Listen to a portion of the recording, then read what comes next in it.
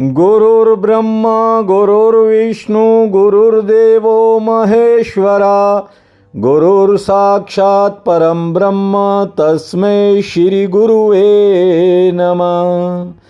नीलाम्बुजश्यामलकोमलंगं सीतासमारोपित्वामभागं पानो महाशायकचारुचापं नमामि रामं रघुवंशनाथं। त्वमेव माता च पिता त्वमेव बन्धु च सखा त्वमेव विद्या च द्वरिणं त्वमेव सर्वं मम देव वासुदेवसुतं देवं कंसं चानुर्मर्दनं देवकी परमानन्दं कृष्ण वन्दे जगद्धाम। मेरे प्रिय बंधुओं, देवियों व सज्जनों, इंसान सारी जिंदगी घर परिवार के कामों में उलझा रहता है। ये काम हो गया, ये काम अधूरा है, ये काम कब बनेगा, बस यही सोचता रहता है। और अचानक एक दिन काल सिर पर आकर बैठ जाता है। हम सब कलयुग के प्रथम चरण में जी रहे हैं। कलयुग की कुल आयु 4,32,000 वर्ष की है, जिसमें से अभी 29,000 साल भी पूरे नहीं हुए हैं। धीरे धीरे ये जगत महाघोर कलयुग में प्रवेश करेगा। कलयुग के दुष्प्रभाव के कारण संसारिक लोगों की बुद्धि और ज़्यादा मलिन होती चली जाएगी। ऐसे में जो मनुष्य अपनी नौका की डोर परमात्मा को सौंप देगा, केवल वही बच सकेगा।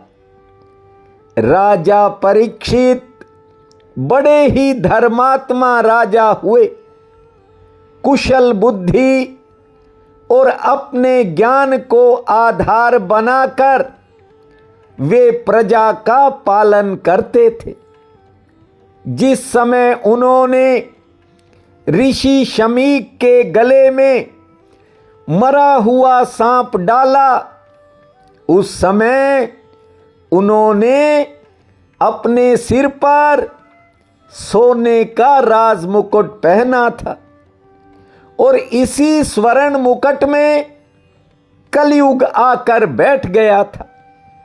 हालांकि मृत सर्प के गले में डलने का शमीप ऋषि को कोई पता नहीं था, लेकिन जब उनकी समाधि टूटी तो उनके ही अपने पुत्र श्रृंगी ऋषि ने उन्हें बताया कि राजा परीक्षित ने ये कुकृत्य किया है और मैंने राजा परीक्षित को श्राप भी दे दिया। मैंने श्राप दे दिया कि यही मरा हुआ सर्प 7 दिन बाद जिंदा होकर तुम्हें डसेगा। अपने पुत्र की बात सुनकर शमीक ऋषि को बड़ा दुख पहुंचा। उन्होंने अपने पुत्र से कहा कि तूने राजा परीक्षित को श्राप देकर घोर अनर्थ कर दिया।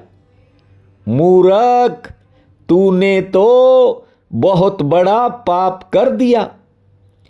एक जरा सी गलती के लिए तूने परीक्षित जैसे धर्मात्मा राजा को घोर श्राप दे दिया।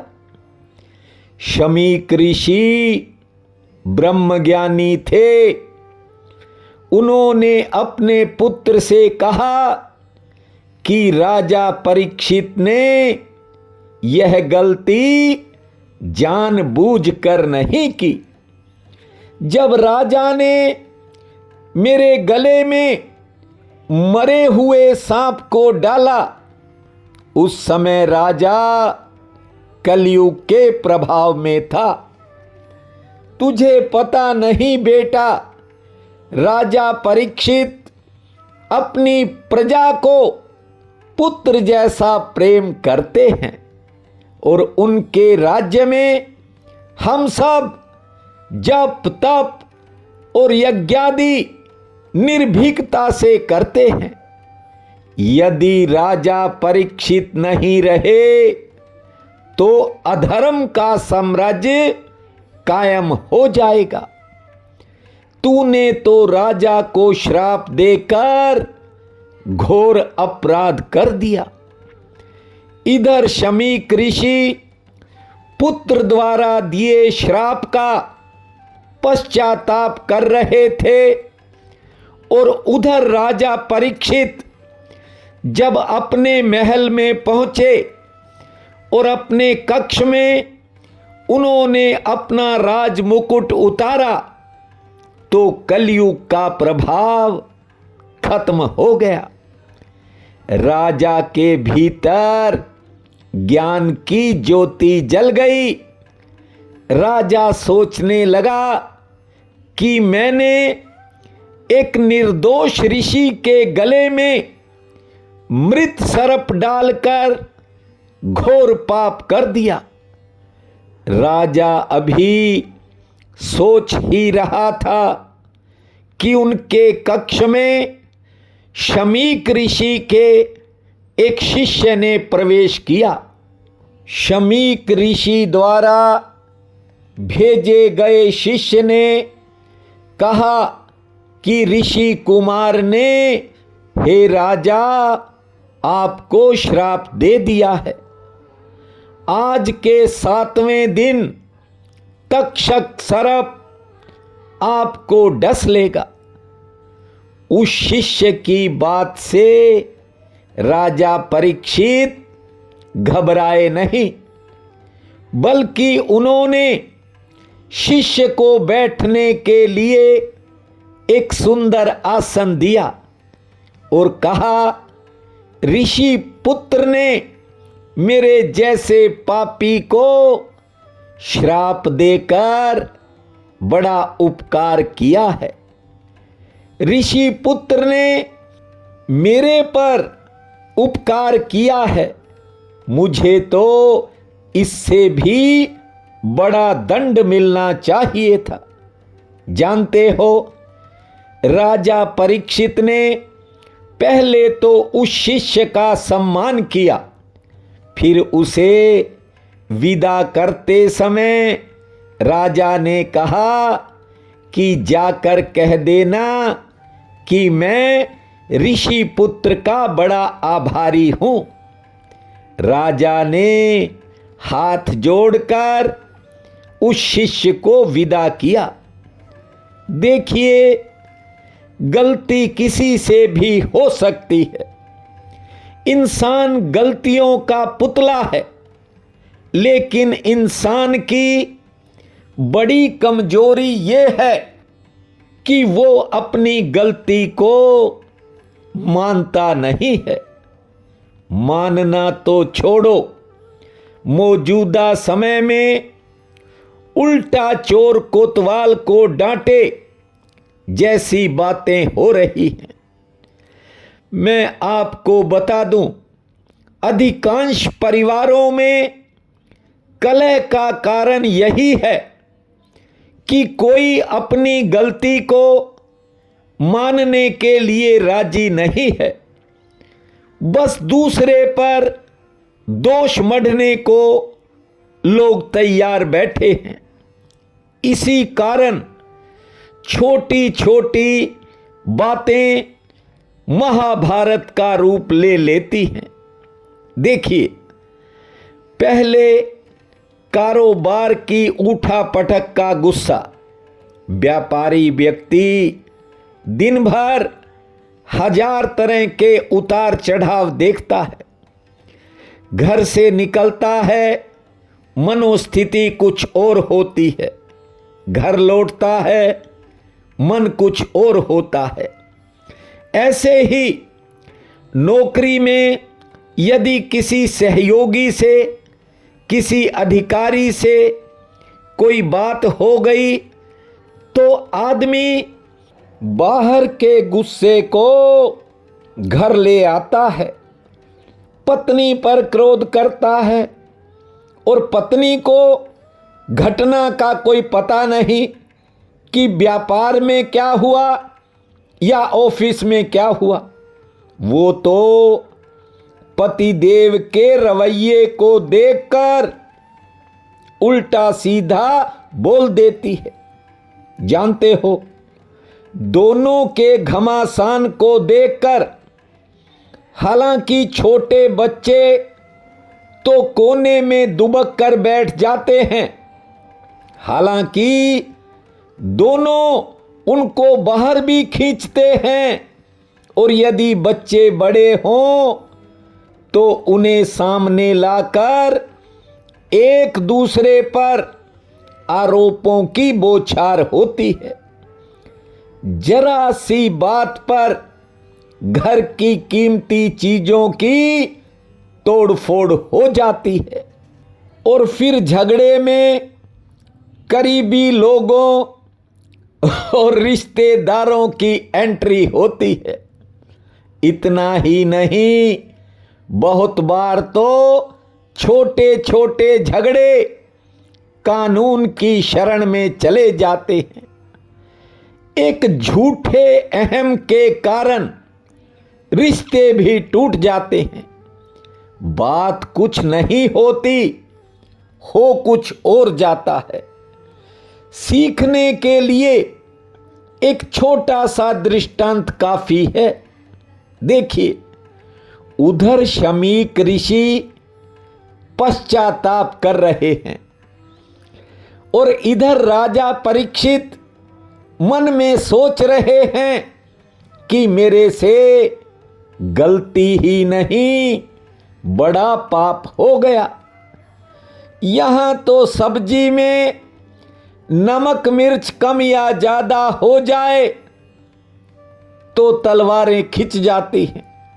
ध्यान दीजिए, जब राजा परीक्षित को श्राप की जानकारी मिली तो वे जान गए कि अब जीवन के 7 ही दिन बाकी बचे हैं।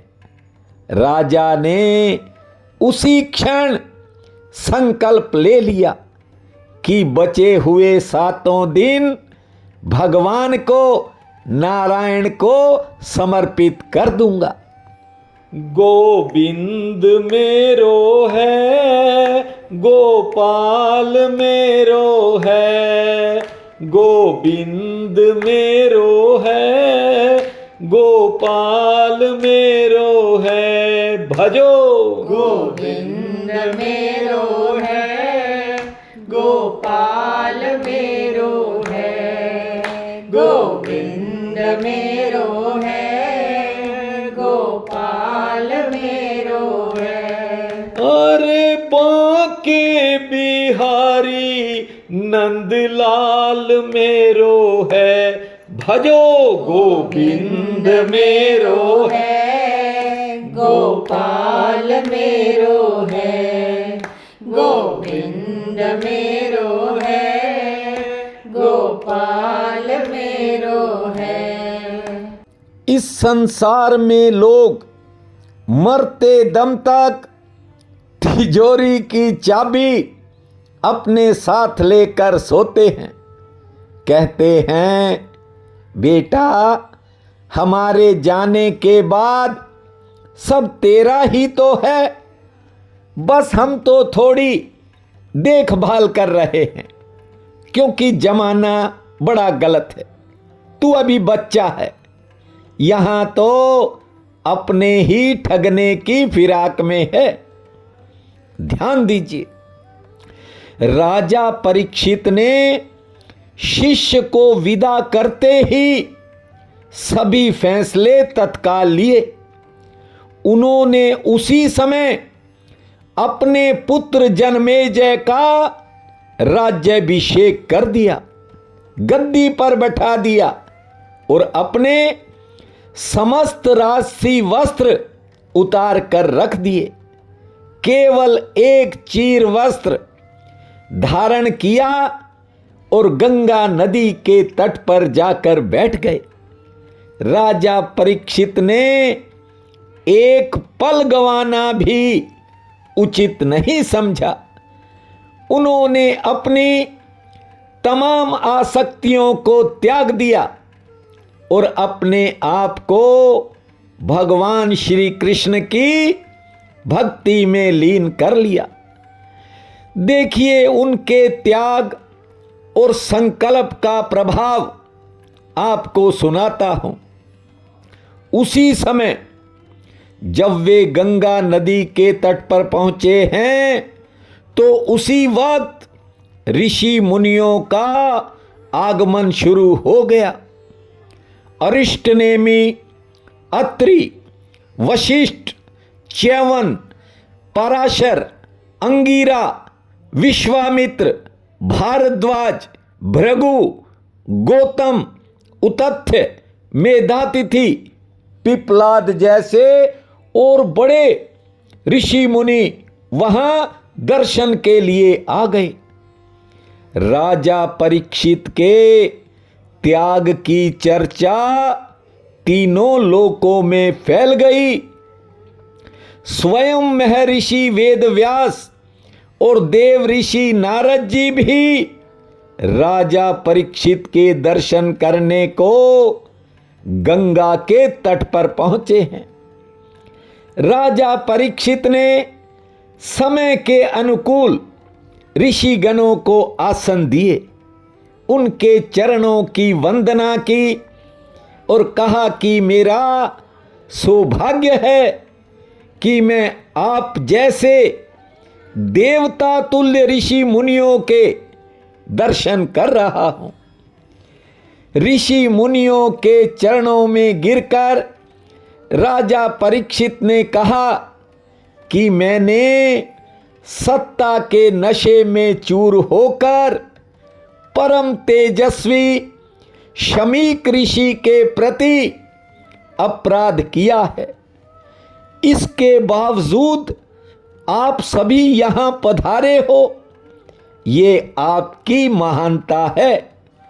राजा ने कहा कि मेरी इच्छा है कि मैं अपने जीवन के बचे हुए 7 दिन ज्ञान प्राप्ति में लगाऊं और हर समय भगवत भजन में बिताऊं।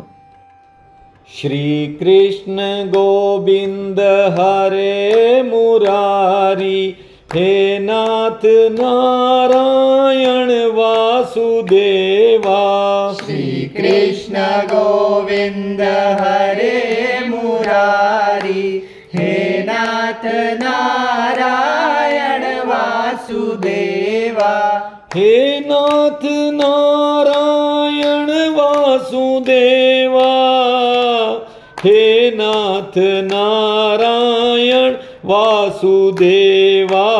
श्री कृष्ण गोविंद हरे मुरारी, हे नाथ नारायण वासुदेवा। राजा परीक्षित ने कहा कि आप सब परम ज्ञानी हैं, इसलिए मुझे वो रास्ता बताओ जिस पर चलकर मैं भगवान को प्राप्त कर सकूं। जानते हो, राजा परीक्षित के व्यवहार को देखकर तमाम ऋषि मुनि प्रसन्न हो गए और सबने मन ही मन ये निश्चय कर लिया कि इस धर्मात्मा राजा की इच्छा जरूर पूरी की जाएगी। ऋषि मुनि अपने मन में ऐसा सोच ही रहे थे कि उसी समय वेद व्यास जी के पुत्र शुकदेव जी भी वहां पधार गए। शुकदेव जी परम ज्ञानी होने के साथ साथ जन्म और मृत्यु से रहित भी हैं। राजा परीक्षित सहित सभी ऋषि मुनियों ने उठकर शुकदेव जी को प्रणाम किया है, फिर उनके चरण धोए हैं और एक बड़े आसन पर विराजमान किया है और फिर उनकी पूजा की। शुकदेव जी के आसन पर बैठने के बाद अन्य ऋषि मुनि भी सब अपने अपने आसनों पर बैठ गए। सबके बाद राजा परीक्षित ने अपनी मधुर वाणी में शुकदेव जी से कहा है कि हे ब्रह्म रूप योगेश्वर, भगवान नारायण के सामने आने पर जैसे राक्षस भाग जाते हैं, वैसे ही आपके यहां पधारने से बड़े बड़े पाप भी बिना किसी देरी के भाग खड़े होते हैं। आप जैसे योगेश्वर के तो दर्शन ही अत्यंत दुर्लभ हैं। राजा परीक्षित ने कहा कि मेरी मृत्यु के समय आपने स्वयं यहां पधार कर मुझे संपूर्ण पापों से मुक्त कर दिया।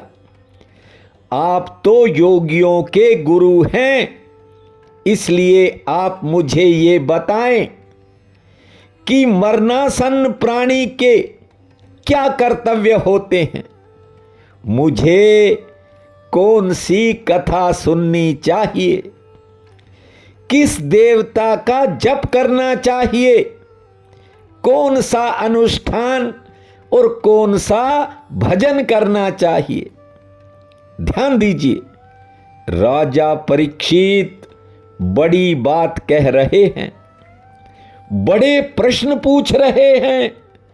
जिस संसार में हम रहते हैं वहां और तरह के प्रश्न हैं, और तरह की बातें होती हैं। जब मरणासन स्थिति होती है, अपने ही घर वाले स्टाम्प पेपर लेकर घूमते हैं, कहाँ सिग्नेचर करवाने हैं, कहाँ अंगूठा लगवाना है, किसके नाम क्या करना है, जायदाद का बंटवारा करना है। और यदि जाने वाले की हालत ज़्यादा खराब हो तो यहाँ वसीयतें भी तैयार होती हैं। जानते हो, महिला जिन आभूषणों और गहनों से सबसे ज़्यादा प्रेम करती है ना, उसके गहनों तक पर सगे रिश्तों की नज़र घूमने लगती है। मरने के बाद उसके जीवन की तपस्या के बारे में कोई नहीं सोचता। कोई नहीं सोचता कि इसने कितने दशक इस परिवार की सेवा की, खून पसीना एक कर दिया। मृतक महिला के प्राण निकलते ही उसके गहने ही सबसे पहले उतरने लगते हैं। इसलिए आपसे कहता हूं कि बेकार की बातें 4 महीने के लिए छोड़ दो। शुकदेव जी आसन पर बैठ चुके हैं, आप भी अपने ध्यान को परमेश्वर की तरफ लगाओ।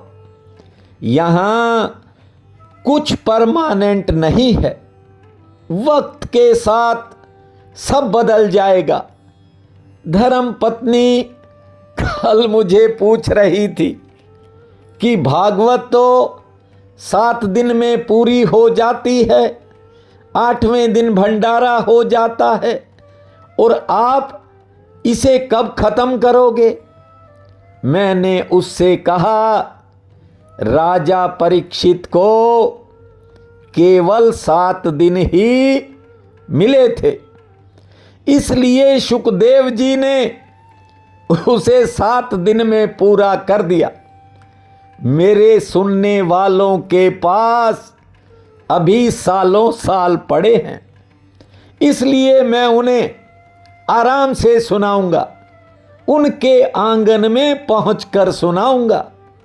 देखिए, मैं भी गृहस्थी हूं, हर बात को समझ सकता हूं, इसलिए आपसे कहता हूं कि 4 महीने कपट त्याग कर श्रवण करना, सब कुछ जीते जी बदल सकता है। इस कथा का हर श्लोक कुछ न कुछ इशारा देता है, बस ध्यानपूर्वक सुनने और समझने की जरूरत है। सब यहीं धरा रह जाएगा, केवल उसका नाम हर जन्म में आपके साथ रहेगा और आपका साथ देगा। गोविंद मेरो है, गोपाल मेरो है, गोविंद मेरो है, गोपाल मेरो है, भजो गोविंद मेरो है, गोपाल मेरो है, गोविंद मेरो है, गोपाल मेरो है। अरे बांके बिहारी नंदलाल मेरो है, भजो गोविंद मेरो है, गोपाल मेरो है, गोविंद मेरो है, गोपाल मेरो है। जब राजा परीक्षित ने कहा कि मुझे अब किन बातों का त्याग करना चाहिए और परम पद की प्राप्ति हेतु क्या करना चाहिए, तो सभी ऋषि मुनियों ने एक मत होकर शुकदेव जी से कहा कि हे महायोगेश्वर, राजा परीक्षित ऐसे राजा हैं जिन्हें राजा होने के नाते अपने कल्याण के साथ साथ प्रजा के कल्याण की भी हर वक्त चिंता रहती है। इसलिए जन कल्याण हेतु राजा परीक्षित के प्रश्नों का उत्तर दीजिए। परीक्षित सहित समस्त ऋषियों के आग्रह को समझते हुए शुकदेव जी ने कहा, हे राजन, आपने बड़ा उत्तम प्रश्न किया है। ध्यान दीजिए। शुकदेव जी बोले, प्राणी जन्म के बाद संसार के माया जाल में फंस जाता है, उसे मनुष्य योनि का असली लाभ नहीं मिल पाता, क्योंकि मनुष्य का दिन काम धंधों में, रात्रि नींद में और स्त्री प्रसंग में बीत जाती है। अज्ञानी जीव स्त्री, पुत्र, धन, संपत्ति और सगे संबंधियों को ही अपना सब कुछ मानकर बैठ जाता है और पागलों की तरह उनमें रम जाता है। रिश्तों के मोह में फंसा इंसान मृत्यु से भी डरता रहता है और एक न एक दिन काल का शिकार बन जाता है। इंसान को मृत्यु के डर से व्याकुल नहीं होना चाहिए, बल्कि समय के रहते ज्ञान से वैराग्य लेकर संपूर्ण मोह से अपने को दूर कर लेना चाहिए। इस चंचल मन को सांसारिक विषयों और वासनाओं से हटा लेना चाहिए और हर फुर्सत के क्षण में एकाक्षर मंत्र ओम का निरंतर जाप करते रहना चाहिए। सुबह शाम, कहने का मतलब दोनों संध्या काल में ओम के साथ हरि को जोड़ना चाहिए। कहने का मतलब जब दोनों समय आपस में मिलते हैं उस समय हरि ओम का उच्चारण करना चाहिए, ताकि ये मन इधर उधर भटकने से बच जाए। मनुष्य का मन जब एक बार भगवत प्रेम के साथ आनंद से भर जाता है तो फिर वहां से हटने का मन नहीं करता। शुकदेव जी ने कहा कि हे राजा परीक्षित, यदि मूढ़ मन रजोगुण और तमोगुण के कारण व्याकुल हो तो बड़े धैर्य से इस मन को वश में करना चाहिए। उसके लिए भगवान का निरंतर संकीर्तन करे। निरंतर संकीर्तन करने वाले को श्री हरि के दर्शन उसके अपने ही हृदय में होने लगते हैं। श्री कृष्ण गोविंद हरे मुरारी, हे नाथ नारायण वासुदेवा। श्री कृष्ण गोविंद हरे मुरारी, हे नाथ नारायण वासुदेवा। हे नाथ नारायण वासुदेवा, हे नाथ नारायण वासुदेवा। श्री कृष्ण गोविंद हरे मुरारी, हे नाथ नारायण वासुदेवा। देखिए, मोह से छूटना आसान काम नहीं है। मोह माया से तो वो ही छूट सकता है जिस पर परमात्मा की कृपा होती है। कभी कभी मुश्किल समय में इंसान को लगता जरूर है कि मैं मोह माया से दूर हूं, अब मैं भगवान का भजन करूंगा, लेकिन केवल लगता है। सच्चाई में ऐसा होता नहीं है। हर किसी पर करुणा निधान की कृपा बन जाए तो बात अलग है। देखिए, शुकदेव जी के पिता महर्षि वेदव्यास जी हैं। जानते हो, हर वेद शास्त्र में, ग्रंथों पुराणों में भजन की बात करते हैं कि भजन करना चाहिए, और आपको सुना रहा हूं।